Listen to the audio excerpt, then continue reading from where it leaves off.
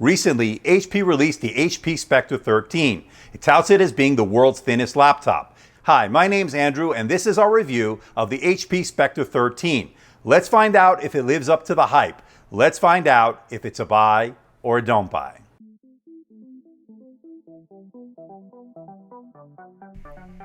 The HP Spectre 13 is a 13.3-inch ultra-portable that HP bills as the world's thinnest.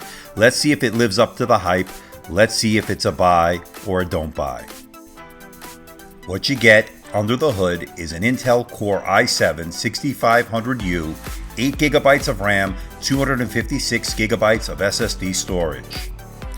The Spectre 13 is incredibly thin and incredibly light. At 2.45 pounds and 0.41 inches thick, it really is very slim and svelte. It's very elegant looking and is a real head turner. HP spared no expense with this device, and it shows. Even the presentation when opening the box is first class. Opening the device, you'll find the Spectre itself along with a cleaning cloth. Yes, you'll need that because this is a fingerprint magnet. Also included is a USB Type-C to Type-A adapter, nice touch.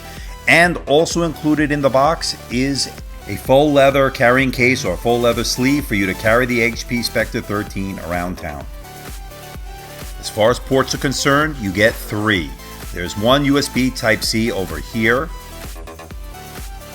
and you get 2 more USB Type-C Thunderbolt 3 over here. They both can drive a 4K monitor, and both can charge the device. Going along this side, you get a 3.5mm microphone headphone jack. And the carbon fiber bottom houses the feet and also vents for cooling. This will need cooling as it has a full Core i7 processor. Despite being incredibly thin, the HP Spectre 13 has some very good speakers, both Bang & Olufsen and both located on each side of the keyboard. We'll test the sound in just a moment. HP had to re-engineer the hinge in order to make this device so incredibly thin. By doing so, HP had to move the hinge further into the laptop body itself, and it's held up well over time as it's been pretty sturdy since I've gotten it. For being such a thin device, we were surprised to how good the keyboard really was. At 1.3mm of key travel, it offered a pretty good typing experience. Couple that with 65 grams of actuation, that's the amount of force needed for a press.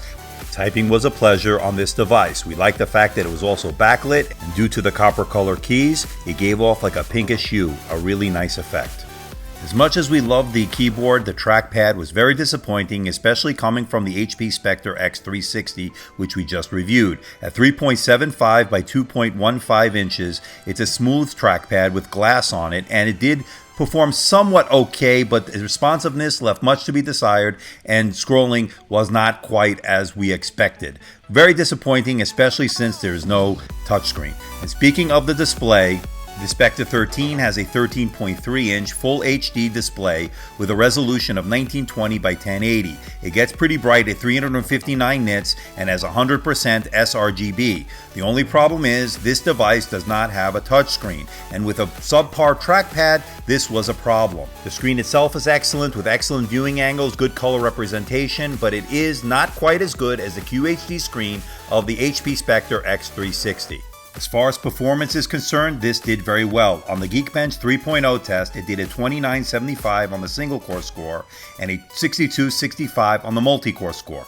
Octane score 23,585, and on the Crystal Disk Mark test, it did a 1569 on the read and a somewhat disappointing 299.9 on the write. 3D Mark score of 801 on Firestrike was not bad. The HD webcam was a bit disappointing with a resolution of 1280 by 800. It was a bit grainy and was mediocre at best, but okay for Skype and web conferencing if you need it in a pinch. The Bang & Olufsen speakers, which are located on either side of the keyboard, are very good and have very good sound despite the fact that this device is incredibly thin. Let's take a look and a listen at our latest video, which will give us a demonstration of how it sounds. Request for the perfect 2-in-1 convertible, the HP Spectre X360 may fit that bill. Hi, I'm Andrew from AMDtech, and this is my review of the HP Spectre X360 13T. Let's find out if it's a buy or a don't buy. The HP Spectre X360 is a 13.3-inch laptop from HP with premium looks and excellent performance. Let's find out if it's a buy or a don't buy.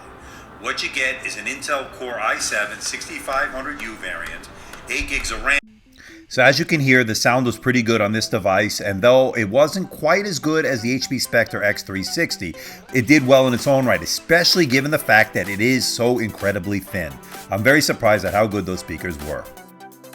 Battery life on this device was very disappointing. With screen brightness at around 70%, we were only able to get anywhere from 5.5 to 6 hours. A very disappointing figure indeed, especially given the fact that the Dell XPS 13 non-touch edition did 11:54 and the MacBook 12-inch did 9 hours and 28 minutes, much better than this device.